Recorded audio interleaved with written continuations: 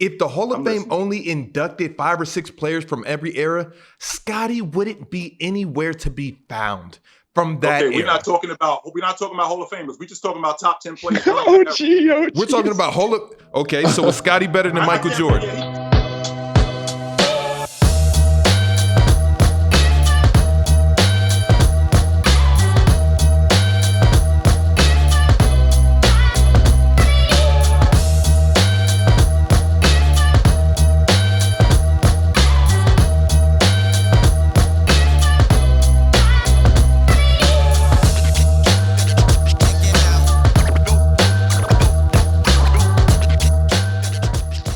Called my cousin up after I did that, and I was like, "Hey, yo, was I tweaking for saying this?" Because I was kind of in the moment.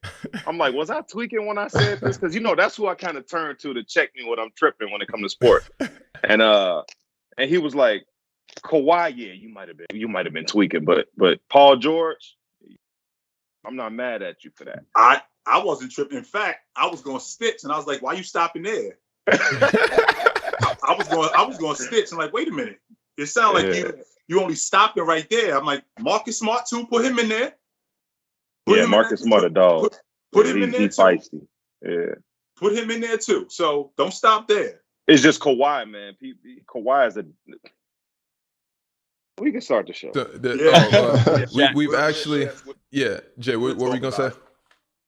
Oh, we already went live. Never mind. I was gonna get some boring stuff out of the way, but hey, we here, baby. Oh no, we're already live. We got the special guest OgDaBeast and Uncle Chill, as I call him, Chltwn32 on TikTok. Probably the 2 biggest NBA TikTokers. I mean, I'm pretty sure there's other guys out there, but for sure the most informed, the most articulate, the most intelligent. And by the way, people of YouTube, stop playing with me. I seen the likes from last video. I know I had a rough week, but stop playing with me. I had a rough week, but y'all need to hit that like button and maybe the notifications. I ain't gonna bore y'all with all of that, but so I don't know if Chltwn and OG, I don't know if y'all can see the chat, but we getting some legendaries in there. Yeah, some hi everybody's. What's good, OG?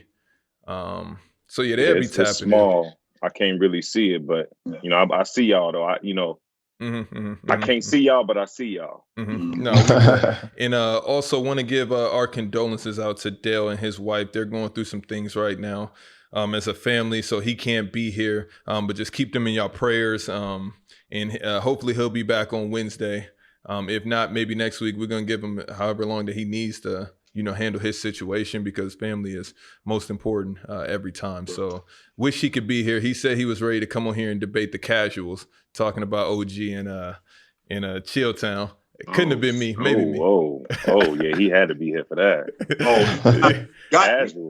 Casually great. Yeah, I can't wait to see that episode or be in it. Calling me casual? We gotta go outside. Let's talk.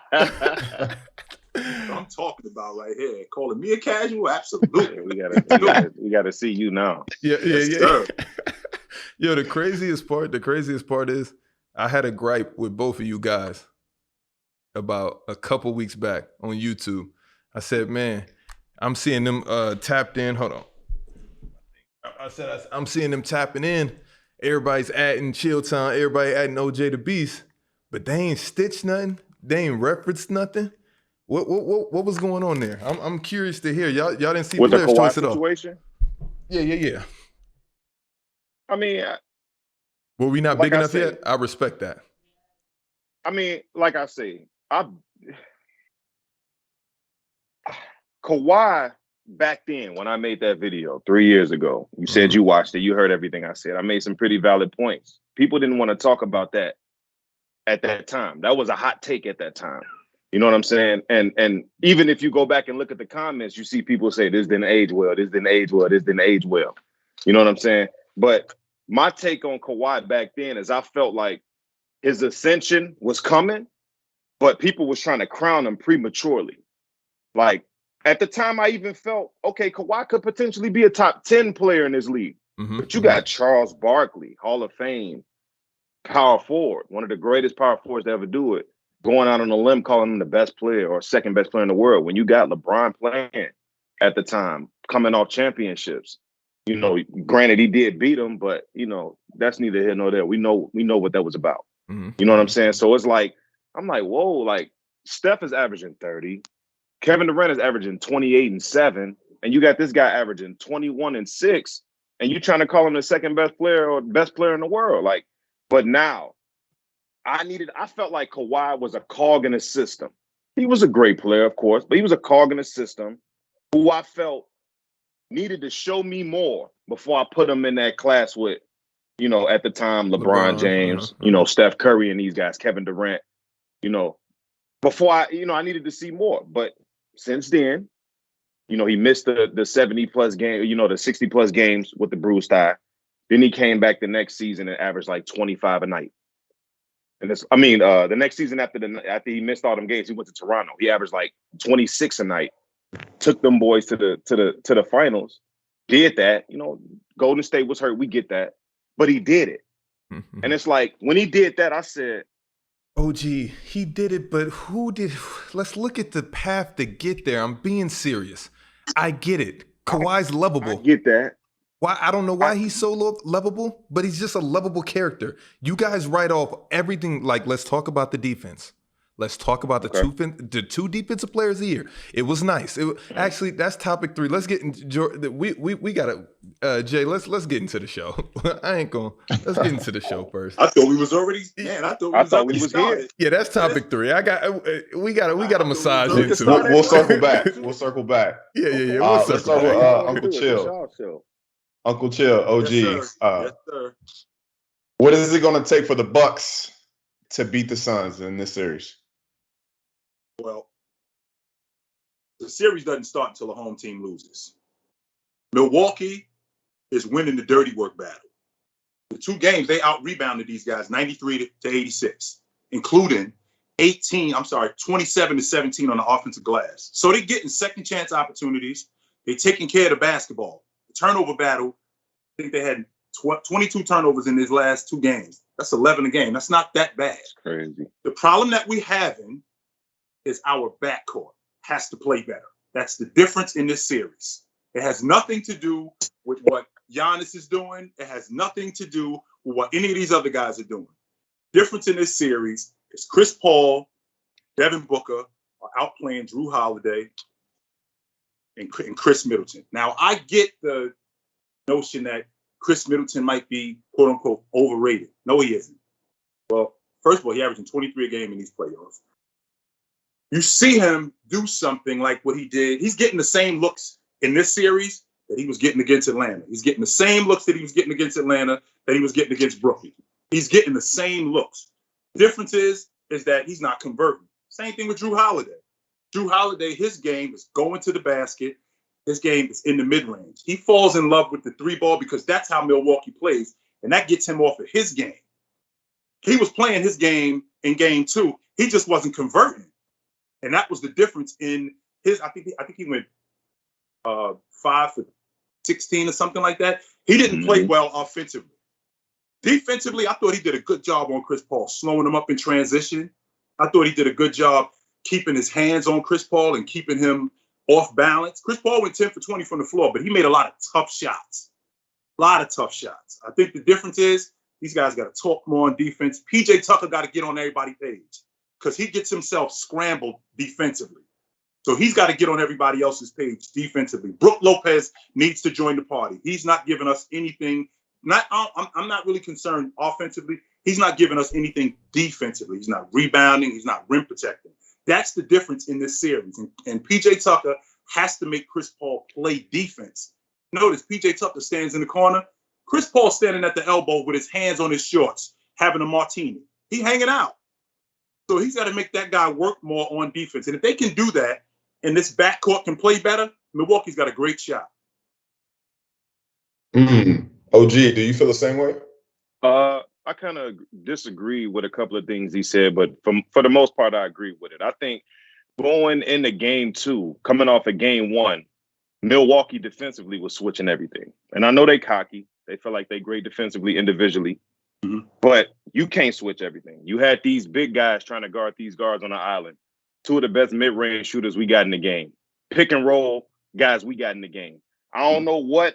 I ain't never seen Devin Booker run this pick and roll the way he been running it like this. Chris Paul must have took him to the side underneath his wing, let him know something like, hey, look, this how you do this thing. Because I can't tell them apart when they run in this pick and roll. See, I think the biggest thing about it is defensively, like I say, going into game 2, if I was Coach Bud, of course, we address the switches. You can't have Brook Lopez on the island trying to guard Chris Paul. You can't have Bobby Portis, who may be a better on ball defender than Brook Lopez, still trying to guard Devin Booker on his wing, trying to guard Chris Paul on his wing. It's a no-go. It's a dead mission. You can pick and choose and get whatever you want. But the biggest thing is, I felt like if I was Coach Bud, not only would I make that adjustment but I would have prioritized trying to contain Chris Paul over Devin Booker. Now, we know Booker's the better scorer, but I would have tried to, because Chris Paul's the engine of that team. Like, we know who the best player on the team is Devin Booker. But the engine and the heart and soul of that team is Chris Paul. Everything is ran through him. So I feel like if you can't let him come out here and get 30 and 8. If you do that and you allow Booker to sit back and get 20 and chill in a victory, you got no shot. If you contain Chris Paul, put a man on that man. And they did that with Jrue Holiday. He checked him 94 feet. He tried his best. He played hellacious defense against Chris Paul. Like you say, he still shot 50% from the field, had 23 and 8 in the game. You can't do nothing about that. But my thing is, can Devin Booker be Kobe? Can he go out here and get you 35? I want to see. If I'm Coach Bud, I say, let me see if that can happen. Because if we hold Chris Paul to 23 and 8, but Booker is having an off night, we probably win this game. Even with Jrue Holiday and Middleton struggling, they give you a little bit more than what they did. But even with them struggling for the most part, I feel like if you contain Chris Paul and force Booker to be Kobe, can he live up to that? He did that in game 2. They won. So now it's like, where do you go from there? Well, he looked a lot. I'm sorry. Keep going, OG. I'm sorry. Where do you go from there? Do you consistently, because I believe you have to contain Chris Paul over Devin Booker. I'm not saying he's better, but if I'm coming into this game choosing one person that I want to minimize, it's CP3. You got to make him uncomfortable. You have to make him, and Jrue Holiday did that. He was 94 feet. He was dribbling with his back to the basket from 65 feet away. He was uncomfortable. If you allow Chris Paul to get into a set, come down, when you pressure him like that, it forces you to reset the screen and reset the screen. Now it's 10 seconds on the clock, 7 seconds, 8 seconds. Now you got to do something. You know what I'm saying? Versus letting them walk into a set like they did in game 1. Pick who give me Brook. Okay. Set the screen, get the switch, because you just switching. You're not fighting over nothing. You don't want to take no bumps and bruises. So you get the switch, and then he's cooking Brook. You know what I'm saying? It's a cookout from there on out. If you're going to allow that to happen, you're going to lose every game. But I think if Chris Middleton and Jrue Holiday give you a little bit more than what they gave you, even if they're going to be inconsistent, because that's who they are. We can't expect more from players from who they are, and they inconsistent. So let them be that. But if they give you a little bit more than what they give you in game 2, I think it's a different outcome. Giannis give you 40 and 13. I mean, I got more to talk about with that, but I'm going to hand it off, though. We can get back to it. The pickup point was huge with Jrue Holiday. And the reason why it was huge, because Phoenix is a transition team. So when the ball goes through the basket or if they get it off the backboard, they want to go. So as soon as Jrue Holiday is picking him up, he's slowing that transition game down. So they can't get in a rhythm. And that's helping them out tremendously defensively. Now, Book was making some tough shots. Game 2, he looked a little calmer to me. I don't know what it was, but he just looked calmer. That's why the shots that he was getting the same shots in game 1 that he was getting in game 2. But he was sticking them in game 2 because he looked like he was calmer. He was getting a lot more. He was shooting a lot more threes, too. Yeah. And I think that's something he need to do. Right, because Book don't shoot a lot of threes. And I think he need to take more of those shots. You fall in love with that mid-range. Nothing wrong with it. Analytically, a bad shot, but to Coach them, Bud, we got to get. I don't know if Coach Bud listening. Coach, if you listening, we got to get Bobby Portis on the floor. He need to be on the floor. 5 minutes ain't enough. That's get him in the rotation. I mean, who he gonna play over? Who's he gonna play over? Because when Portis, Giannis out there, he frees up. When Giannis is gone, Portis is all-star level, allegedly. But when Giannis get back, it's just one of them things. It's just one of them kinks with the Bucks right now. Like he not trying to step on anybody's toes. But at the same time, with this Bucks and this Suns series, it's just simple math. Phoenix has 7 guys that average almost double digits. So you're going into every game with 70 points right off the bat. The Bucks, they got 4 guys that average, double digits. They got 2 guys that average heavy double digits. So it's like if I'm a Monty, who is really the engine of that team, if I'm a Monty, he's really the backbone. His relationship with Chris Paul is the backbone of that team. But if he goes in there and he say, I just got to slow one of these players down and we're going to win. Because Portis is going to be afraid to step up with Giannis out there. So it's not too much. And we're going to talk about the invisible man. We're going to talk about him in a couple of questions and right here in the show. So I'm not even going to bring him up right now. But it's a nice little Penn and Teller act going on with the Bucks right now. But like I said, it's just simple math, man. The Suns got too many guys they can rely on. The Bucks, if one person falls apart, PJ Tucker's out there. Like you said, he do his own thing on defense. I've been that guy where you know that you play the best defense on the team, allegedly, you or Drew, and you want to do it your way, but you got to play team defense. So, I mean, it's just one of them things. I don't think the Suns sweep them. I thought the Bucks were going to win one in Phoenix. This whole thing is awkward to watch. It's almost weird in a sense because I go out there and I'm like, every time I feel like the Bucks can make a run, it happens. And then CP3, Book, sidestep on Lopez, switch. And I'm like, you can't do that. Well, my question is, why are they switching that far away from the basket when it's not like Chris Paul is 28 feet away from the basket and he's going to get action on a switch with Brook Lopez. In fact, they run in the pick so you can switch.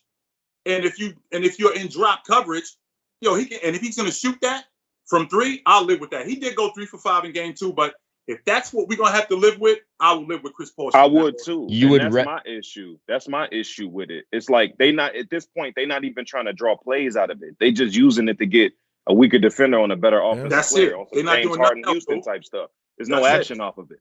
And when you, as a coach, you have to make that adjustment. And Coach Bud played 17 years under Pop. How could you defensive rating like that?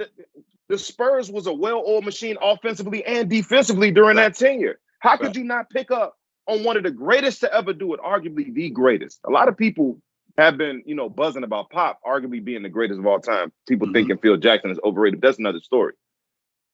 17 years as an assistant under this guy, and you didn't learn nothing? Yeah. Like, you are the worst coach in the league at making adjustments.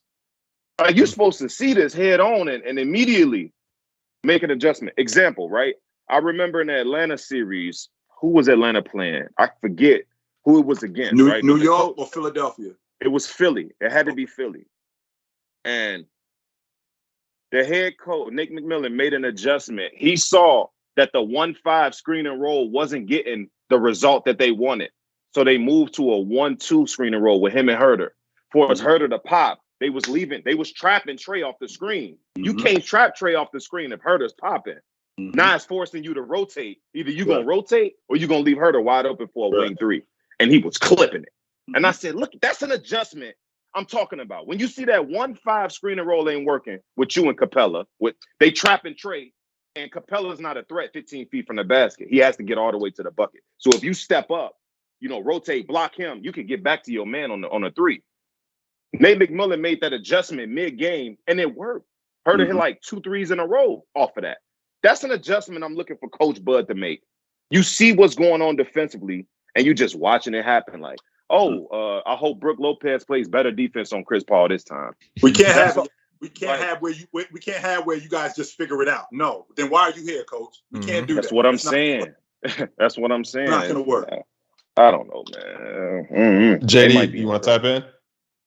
Bro, I'll be honest. It has been an insane week, and I have not caught much of the finals. I'm not going to lie, and that is god-awful out of me.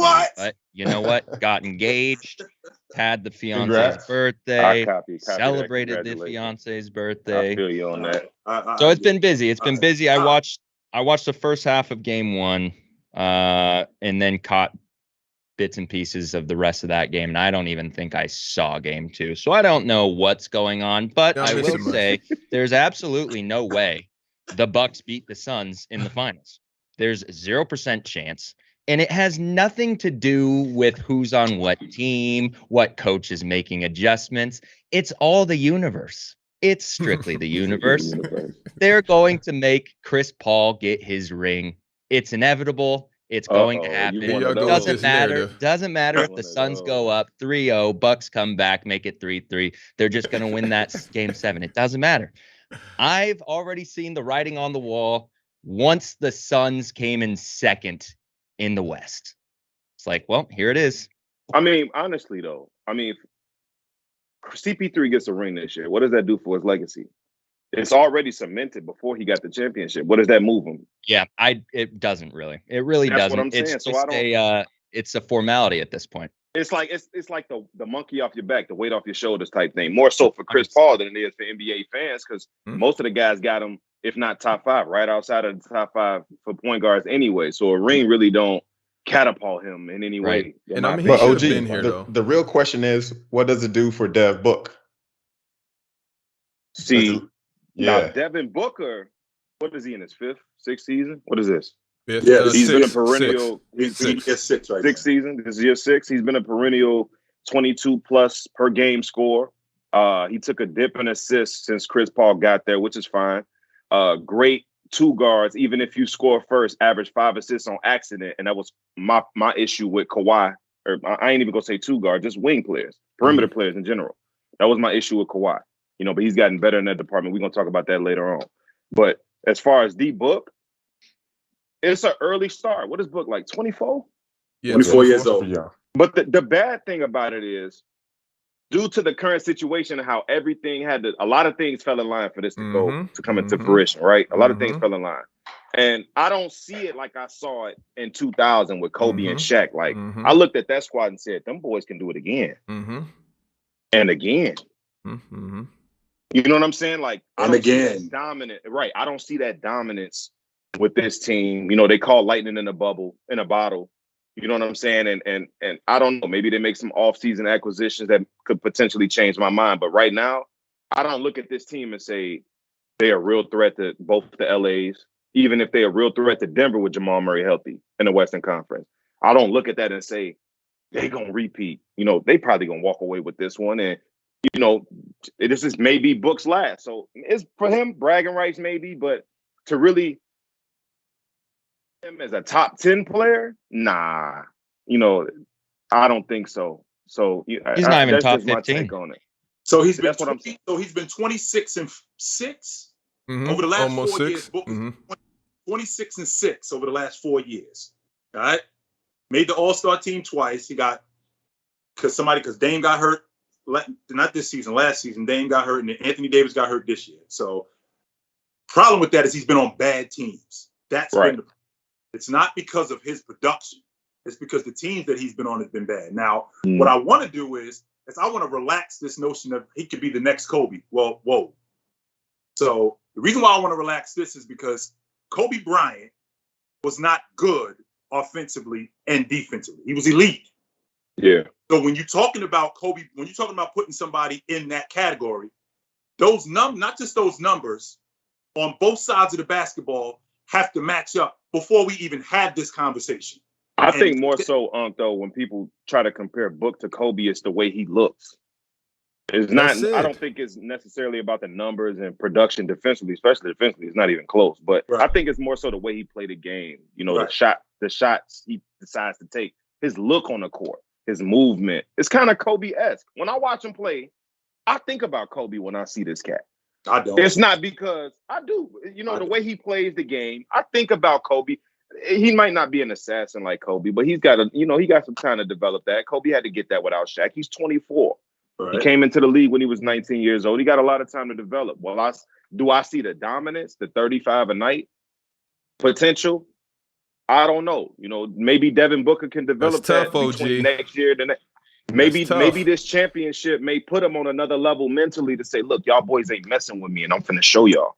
Even when Chris Paul going, I'm finna show you. I'm finna let y'all know something. But We don't know. OG, I feel like it's always been like that with D-Book. I feel like he's always had the work ethic, always had the grind. I feel like he always thought he was better than his peers. So I don't feel like this, who are you going to elevate above? Giannis, Luka, Embiid, Jokic, Dame, Paul George? None of these cats John Morant will give you that. But who else are you just about to, Donovan Mitchell will give you that. But who else are you about to leapfrog? All of these guys. Yeah, I don't think he's better. I don't know. Tatum. People like to compare Tatum with a lot of cats right now. It's a tough situation because I got a kind of man crush on J Tate. Man, I love me some J Tate. So it's like when I try to, is he better Whoa. With the hands on the face. Why you fighting that? Oh, Why let's are you go, fighting baby. that? What's Hey, your problem with chill, this? Check, tell OG. him. Let's go. And if Dale was right here, what's going on here? if Dale was right here in that bottom square, it'd be the Jason Tatum fan all-stars. I can't do it. I don't know why you guys like him the way y'all like him. What's your problem with him? Because he's the same, my same problem with Carmelo Anthony. We're gonna get a lot of oohs and ahs, a lot of scoring, but nothing to show for it. And I'm the nothing to show for it guy. That's the same way. It's not Kobe. You guys aren't Kobe-esque. You guys are not Jason Tatum. You're not Kobe-esque. Carmelo Anthony. You're not Kobe-esque. You guys are just really good scorers, but you have done nothing for me. And Carmelo, you had every opportunity. Jason Tatum, you've had a lot of opportunities. You ain't get the breaks that a D-Book had. D-Book had insane breaks on his way to this finals. It's unbelievable the amount of breaks. Every team had an injury or a missing piece. So why are you holding that against them then? No. Who, D-Book or Jason Tatum? Jason Tatum. That's what you holding against him. He didn't get the breaks. Because don't forget, he was in the Eastern Conference Championship twice. I've It's not like he's getting bounced in round one. Oh, I've heard this. Listen, I've heard this argument episode after we've retired Jason Tatum along with Kawhi that's going into there because I can't do this anymore, Unc. I'm sorry. I cannot do what do you guys love so much about Jason Tatum? And it originally started with Jason Tatum versus Ben Simmons. This was pre-Ben Simmons doing the free throw drugs and all of the other stuff that he's doing right now. I can't. This was before. I was never on that hype train. Tatum, I'm sorry, OG, go ahead. I was never on that Ben Simmons hype train. I just wanted to let that be known. I knew he was Gabricio from the moment I seen him. That's the thing. That's the thing. Yo. I was never on that train. Gabricio. Yo. Three-time All-Star, twice trash on the defensive team. Man. Yo. Mama say take the garbage out and you dragging it. That stuff that you leave behind, that is Ben Simmons. Really? I ain't going that far. Jason Tatum. Really? And that's Shaq's guy too. I'm sorry, Shaq. He's garbage. Okay. Look. Jason Tatum. Go ahead. I'm sorry. For instance. Yeah, you had a take that kind of made me upset. And I built my TikTok off of you gotta get it today. I almost channeled that inner thought, tapped into that, and stitched that video when you said, what does Steph Curry do better than John Stockton? Mm-hmm. The first thing I thought about was the same things you can name for John Stockton, you can take him out and insert Ben Simmons. Would that make him better than Steph Curry? No way. That's not even close to the same thing. He's a better defender. No way. He's a better passer, arguably a better finisher. You could say the same three things for Stockton. I mean, outside of the finishing department, but better defender. Better passer. He's bigger. He's not better. He's bigger. That's first of all. Mm-hmm. Number two, John Stockton mid-range way better than Ben Simmons. That's huge. I'm talking about Stockton in comparison to Curry. Like you said, Ben Simmons, I could take out the same things you would say for Stockton because you're not bringing up mid-range and comparing Stockton to Curry. You're not doing that. I'm not doing that. No. Because you said talking about Ben Simmons. No, I'm not. No. I'm saying the same things you could say for Stockton against Curry. Right. You could say for Ben Simmons against Curry. So you saying if you take Stockton off Utah and put Ben Simmons on? No, I'm not comparing Simmons and Stock. That's not what I'm doing. See, I was saying because you said your question was, what does Steph Curry do better than John Stockton? Correct. I did say that. And I said you could actually take the same things you would say Stockton does better than Curry. You could insert Ben Simmons and the same things would apply. So your logic is what Ben Simmons do better? What does John Stockton do better than Simmons? That's your logic. No, all I'm saying is the same things that you would say Stockton does better than Curry is the same things you could say Simmons does better than Curry, which would, using that logic that you use, I hate this logic. What does this player do better than this player?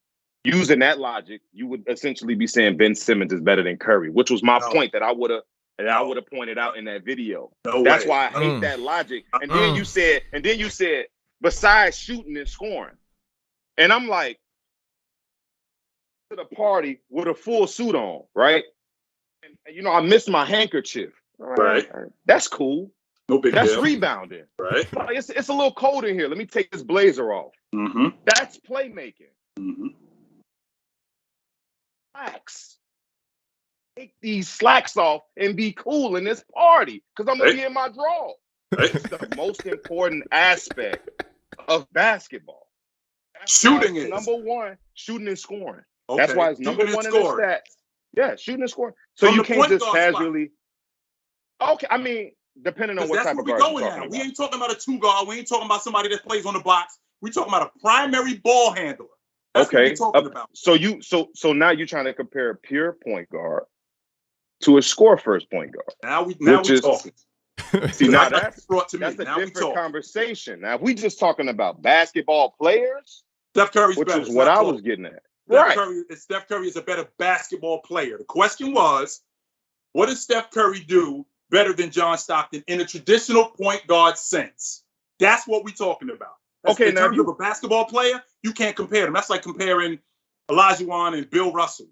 That's why I didn't understand, the whole argument, because that was I was finna stitch the video and get to work. I was finna come right down here in this basement and say, you got to get it today. Absolutely.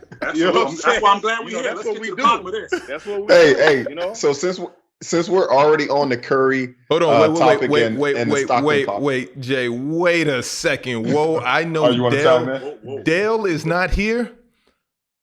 But no, we still got it. We just not going. Nuh-uh. I'm not the invisible man. We finna talk about this. Y'all, yeah. Y'all ever heard of Doug Henning and David Copperfield, Siegfried and Roy, Penn and Teller? Yes, sir. Yeah, that's Middleton and Drew Holiday for the Bucks right now. Because I know it's on the docket, but we didn't talk about it. And Dale isn't here to defend his boy. Dale told me that Drew Holiday was better than Ben Simmons.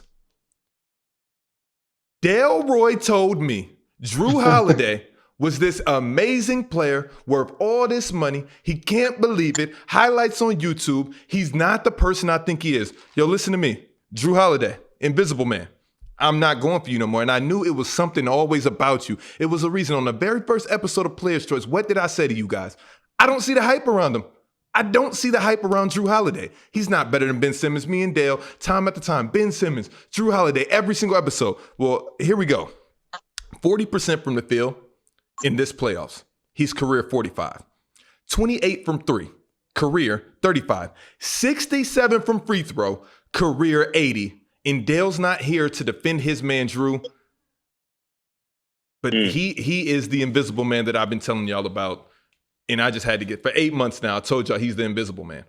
He's here 1 second. Can't argue that. And if you try to argue that, you're a clown. He's here 1 second. The only thing I kind of, snap back at was the Drew Holiday, Ben Simmons comparison, because we've gotten to that now. We've gotten to the point to where, and it's not too much different. To be Ben Simmons versus Ben Simmons. Ben Simmons versus Jason Tatum. Now it's Ben Simmons versus Drew Holiday. Like, we've gotten to that level now. That should let you know, Gabricio. That should let you know. I want you to. I can't defend Ben. Ben Simmons. I can't defend Ben Gabricio. Right now. We're now comparing him to a struggling Drew Holiday. That's what we're doing. Yo, but the thing about no. But to shoot Giannis some bail, because this was also in there. Yo, Middleton. Yeah, everybody wants to make him a superstar. He's just not or just even an all-star. He's not dependable, and that's the thing. Like, Giannis doesn't have in comparing it to Kawhi, like everybody, Kawhi. And I hate to always bring and harp back to Kawhi. Yo, he had a Van Fleet that went nuts in the final. He had a Pascal. He had a Gasol. So it's like, where is Giannis's supporting cast that everybody else has had? It's literally just been pure Giannis domination for the last 4 years, and we just write it off as normal. And it's crazy. So we're just going to leave out the fact that Giannis didn't play in the Eastern Conference Championship and he still won. We're just going to leave that out, huh? No. We don't got to leave that out. But what does that mean? He still has a good core team, but that guys was a great point. They don't have any reliability. Like, when Giannis is killing, everybody else is just sitting back and just watching the show. These are facts. So when Giannis is out, of course they're going to play as a team. They're going to play better. We've seen this with a lot of superstars. We've seen it with a Carmelo. So they killed Kyrie for that. In Boston. Okay. So what does this tell you about that Milwaukee team now that we see what they did without Giannis in the Eastern Conference against a tough It's not the same, 11 OG, because they wouldn't be where they wouldn't be where they're at right now, season wise, playoff wise, if it wasn't for Giannis. So if Drew, No doubt. I don't know if it's Bud. I don't know if it's Vinny back there telling him to be more aggressive on offense, but you can't take 14 shots in the first quarter, Drew Holiday. That can never happen. You know what I think? If you want my take on it, this is what I think partially the thing is. Giannis ain't as easy to play with as guys think. Mm-hmm. And when I say that, I mean the way people like to compare the Giannis and Middleton to the Shaq and Kobe, not as far as how great of players they are, but the comparison of what people are saying, Middleton is the number one option on this team because he's more skilled than Giannis. He could do more versatile. More exactly. That's been the notion over these past few weeks. And people bring it back to Kobe, like, okay, well, they ran everything through Shaq. So does that mean Kobe was the number one option? No, it was Shaq. So that has been the argument against that. But the thing about it is, I think when Giannis ain't on the court, you see how Brook Lopez played? I thought Brook Lopez was done. When I saw Brook Lopez without Giannis, like a dominant big. I said back to the basket, fade away, jump hook left, right, and he's stepping out to this three. I said, this is a serviceable big in today's game. Yes, sir. I said, are you serious? But that's not Giannis's fault, though. That's not Giannis's fault, though. Because all those threes that Giannis is taking, those same 5 possessions that Giannis is taking threes, he can dump it down to Lopez. That's on Bud. That's not on Giannis. No. You cannot dump it. You can't dump it down to Lopez when you're Giannis because they don't have to guard Giannis on the perimeter. So you just double up Lopez. You just clog the lane. Well, then let me see that. Let me see that. Let me see that. What are you talking about? Because if I dump it down to Lopez, I can shoot it right back to Giannis, and now you got your Euro Giannis. You got a full head of steam. These are basketball plays. I don't even have to close out. Okay. I literally just stand on the block. You do understand? And go like you this. do understand what he's saying when he says that you don't have to close out? Yes, you understand 1,000%. Because I'm basically playing in the paint, and we double teaming Brook Lopez. And I'm gonna live with Giannis shooting out there. I'm gonna live with that. No. Jay, you have watched my whole past previous season. When guys say I can't shoot for whatever reason or another, it's the same thing. Stop. It's the same exact thing. Shaq, you are so much better from three than Giannis is. I don't think you're understanding. I'm better at 3-point shooting than Giannis is. I don't think you're understanding how awful. I feel you. I hear you. Look, it's the Rick Carlisle effect with the way they do Luka Doncic. Everybody was clowning KP for his performance or lack thereof, but it's really, I think coaching has a lot to do with it because they're not giving him the ball in his spots where he wanted, like they did in New York. You know, with Giannis is on the court, Brook Lopez has to stand in that corner to stretch the court out for Giannis. That's what you're there for. If you're going to be on this court, because if you're not, we might as well go small. If Brook Lopez is on this court, they're not going to give him his touches on the block like they did when Giannis was off the court because not a floor is spread for Brook. And it's not a lot of ball movement either, OG, when Giannis is on the floor because he dominates the ball, whether it's in transition or in the half court. The one thing I'm glad they did change, though, is giving them touches at the top of the key, ISO, with watching Blake Griffin just stand at the free throw line while he's 26 feet away from the basket. I'm glad that's the only adjustment Coach Bud has made in this whole playoff.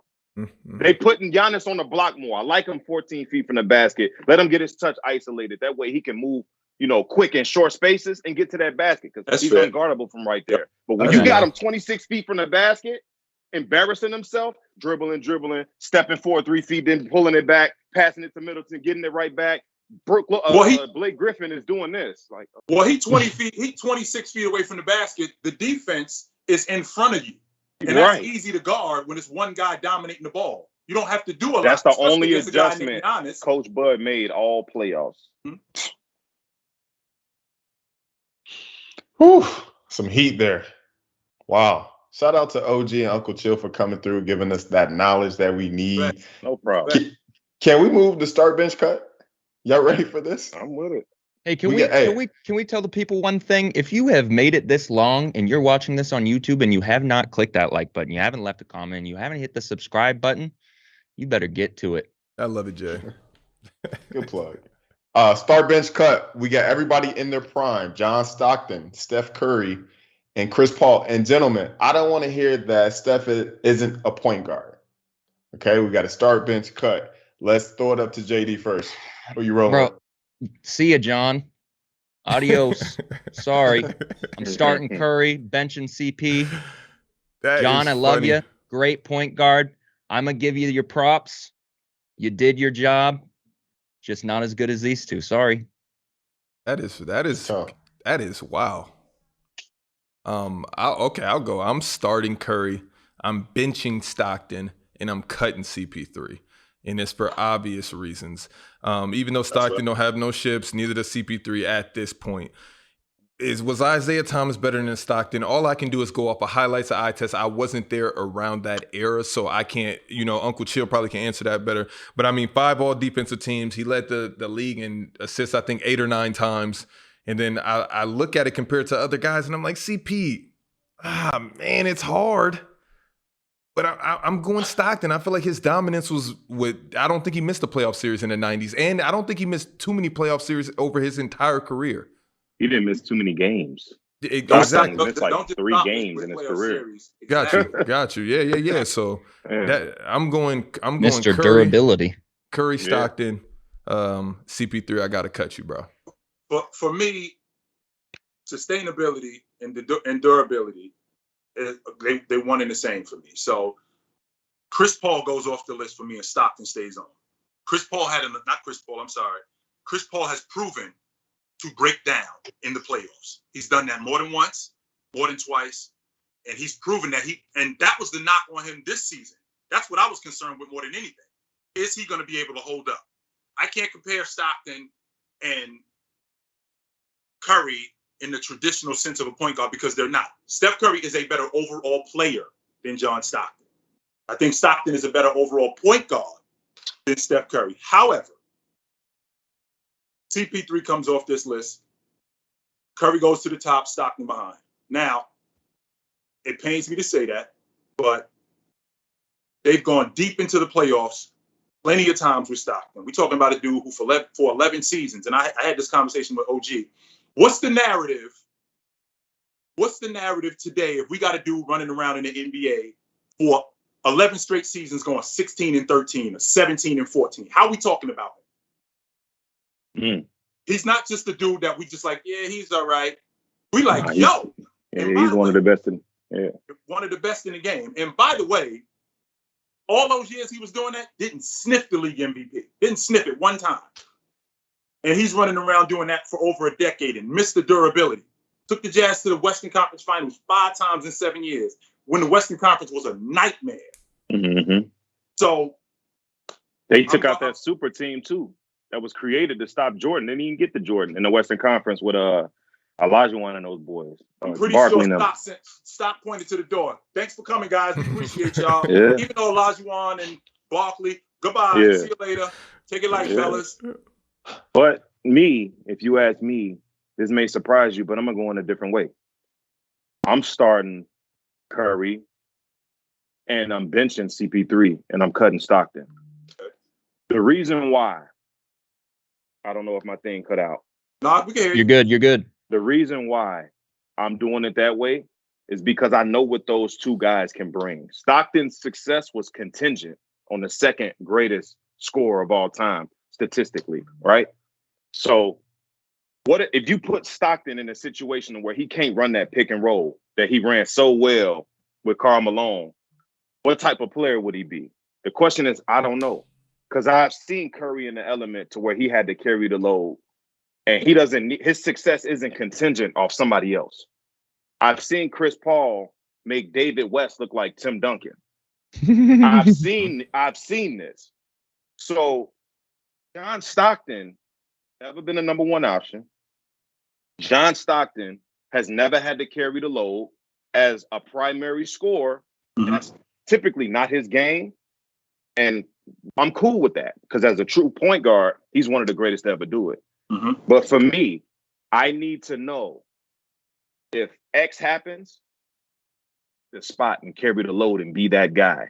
And I don't think Stockton would be able to hold up as much as CP3 can carry the load. And of course, Steph Curry, who would be my starter, can carry the load. I'm glad you mentioned Steph Curry simply because we're talking about a dude, and when you brought up holding up. Now, mind you, OG, Steph Curry been in the league, what, 12 years now? Yeah, he got his ankle issues. 12 years. He's had plenty of issues in terms of injury. So that's why the Warriors was able to pay him, because we wasn't sure if he was going to be able to hold up. Mm-hmm. And that team materialized because they built it around him. Absolutely. That team materialized and it worked out for him. Now, I don't know if Stockton is a number one scorer, but I'll tell you what, triangle is now obsolete. Plenty of offenses is obsolete. He's still running the pick and roll in the NBA today. That's true. Jabbar and Magic wasn't running it. Bird and McHale wasn't running it. You know who was running it? Stockton and Malone. True. Everybody saw that and said, yo, we got to get on their page. And we got to learn this. Do people know how good not Stockton, but Karl Malone was? No, they don't. No, they do not. Absolutely. Karl Malone, I remember going to school telling people Karl Malone was my favorite player in the league while Jordan was playing. Like, that's how much I was in love with Karl Malone. Mm-hmm. You know what I'm saying? So it's like Malone was money, anything 19 feet and in. And coming off the screen and roll, you couldn't guard him because he can pop off it. He can flare. He can dive to the basket and get an easy two. It wasn't nothing. He can get the ball 19 feet and go to work, isolate the whole floor and get a bucket. So it's like, you can't just sub somebody in, you know what I'm saying, and say he gonna play Karl Malone's role for John Stockton. Good luck. And that's what I'm saying. And Stockton benefited a lot of his career off of that. Now that's the bystander effect. People don't want to give his credit. That's what I call it, the bystander effect. People don't want to give Stockton his credit because he played with Malone. People don't want to give Malone his credit because he played with the all-time assist leader. So it's like they go hand in hand. Same thing with Troy Aikman, Emmitt Smith, and them boys. Right. And I will tell you this, and I'm not gonna hold you guys up. I will tell you this. I can't listen to the argument of, well, he had Karl Malone. Well, Magic had Jabbar. And at no point would you say that this dude was better than Magic. No way would you say that.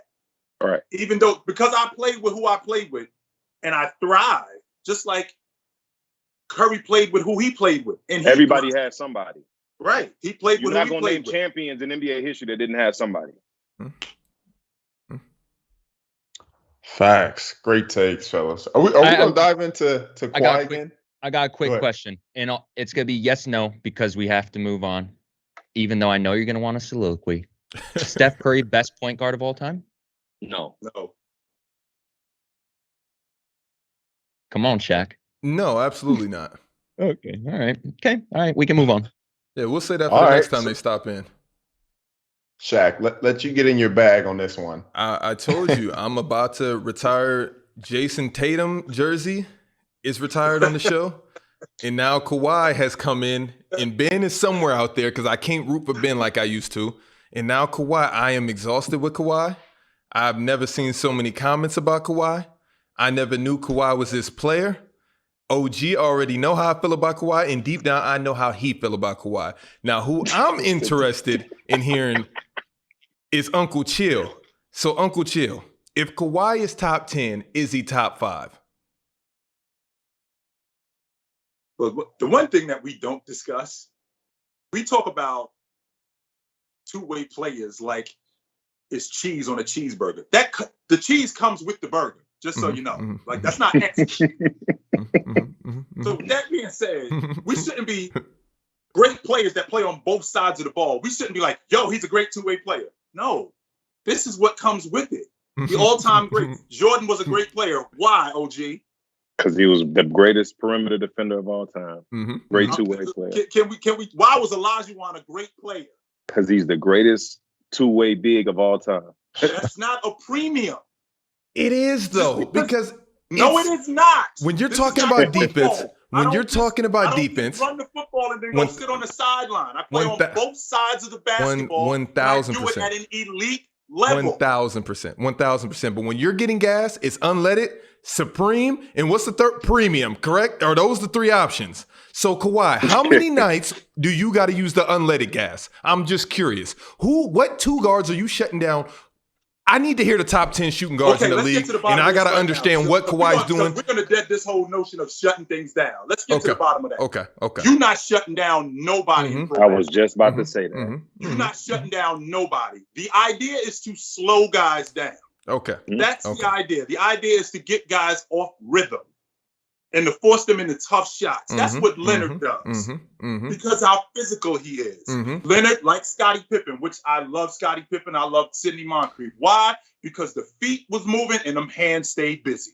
And because that happens, that makes these guys elite defenders. And that puts the defense at such a disadvantage. Why? Because now you got to also cover me offensively. If you just one dude, so you talking about Kevin Durant, for example. Kevin Durant is an elite scorer. But I could go after him because KD been playing better defense since he got on up out of OKC. It's the term better, OG. Yeah, okay? he's been better. Because look, defense is like rebounding. It's effort based. You got to want to do it, right? Yes. Even though it is a skill, you have to be skilled defensively. Like, just because you want to play it, don't mean you're going to be as skilled as a Drew Holiday or a Kawhi Leonard. He does have strap. We're not going to disrespect that. He does have. If he can't do nothing else, he could play some defense. Now, just because you don't exhibit that much talent like those guys, doesn't mean you don't willingly play defense. Because, like I say, it's like rebounding. Brook Lopez is 7 feet tall, can't rebound worth a damn. Do you think that's skill based? Or you think that's more want? I see him boxing guys out for somebody else to grab a rebound, but I don't see him extending his energy to go grab and chase rebounds like a Russell Westbrook does. It's part skill, but it's also a want. Those are the two things in NBA and basketball that you have to want to do. Everybody wants to score. Everybody wants to dribble, handle the balls, wants to shoot. But nobody wants to play I can teach you footwork all day. I can teach you how to block out. I can teach you what I'm saying. In the end, defense and rebounding is two things. Stick your nose and then go get the basketball. Yes, it's one. Drop your hands, get your feet moving, get your hands busy. And that's why I gotta give. And usually the guys that are great defenders are gritty guys on offense. You scrappy guy, Jimmy Butler, Kawhi when he first came into the league. Usually, but you get your rare breeds, your rare exceptions, who's gifted on both ends. Paul George in his prime. I'm not gonna call right now his prime defensively because I don't think he can guard a parked car right now. I'm gonna say Paul George in Indiana, who was gifted offensively and defensively. It showed Michael Jordan. You get your rare exceptions like that. Guys that don't get their respect defensively because of how talented they are offensively. So just to sum it up, defense is a skill, so is rebounding, but it's a more want than it is a skill. That's a fact, in my opinion. Absolutely. I concur with that. The thing that I harp on about Kawhi is that you guys have let this championship 2019, the angel dust from it it made it through COVID. It's still sweeping across the land. I don't understand. I get what he did was a big deal, and he did it in such a fashion where I can't even hate on it. I don't have an explanation on why I don't like the way that he won that ship. I love him for the fact that he did it because I used to be the biggest Kawhi fan. But then I stopped and I paused. And there's a thing on this show that we call character flaws. Kevin Durant's a victim of it. Kyrie Irving is a victim of it. And I look at Kawhi and he gives me character flaws. And that might be impeding my judgment on him. But I made it past. I made it past. Okay, I got you. Oh, because the way that he's not happy anywhere, the way that he fought himself out of San Antonio, things like this, it's like, it's just nasty, Kawhi. Every team that you go to, it's a perfect system, tailor-made for you. You had the benefit of a KD and LeBron taking the brunt end of being able to switch a team and it not being a big deal to where Kawhi, you can literally shop yourself around the NBA and choose which situation you want to go to. And now that you've seen that Paul George and the gang, they're doing better than you, you're realizing this isn't what I need. So I'm like, Kawhi, what do you need? Let's look at the championships. With the Spurs, you slowed down LeBron. I got to give you credit. You've also got spanked by LeBron. So I'm like, where do I want to lean on? You had more. Come on, that dynasty with San Antonio was not the dynasty. I don't even know if we can call the Heat a dynasty. But what they had, it was not the same. So I don't know where all that credit comes from. He played amazing defense. But now let's move on to Toronto. Was it an easy championship on a scale from 1 to 10 or not? Has every other championship in the last decade been harder than the one that he's gotten? No. And the reason why I push back on that is because you got to rewind the clock. Rewind the clock back to the 16-17 season when he was in San Antonio. Let's not forget. Was this his second? Was this MVP year almost for Kawhi when he was second? Yes. Okay. In Okay. 16. When he averaged 25 and 7? Yes, sir. Let's Okay. make sure we remember the third quarter of the Western Conference Finals in 17. They got the Golden State Warriors in the chokehold. They up 20. Mm-hmm. It's their best player and their best defensive player. He rolls his Zaza ankle. He's cheap done shot. for the series. He didn't roll his ankles. Zaza a cheap shot. Absolutely, that was a underneath. cheap shot from Zaza. He's done for the series. And by the way, they had beaten them 2 to 3 times they played him that year. So I don't know. Okay. I'm not saying that Golden State doesn't win the series, but I think we got a different series that Leonard is playing in that series. That's first of all. Of course, so what I can't do is I can't blame him for fast forwarding 2 years later when those dudes break down and he wins. Can't have it both ways. Okay. 1,000%. Absolutely not. 1,000%. The thing about Kawhi, though, I have been convinced, Kawhi, you're top 10. Okay. They lit me up. Guys have brought me all the analytics, all of this, and I'm like, okay.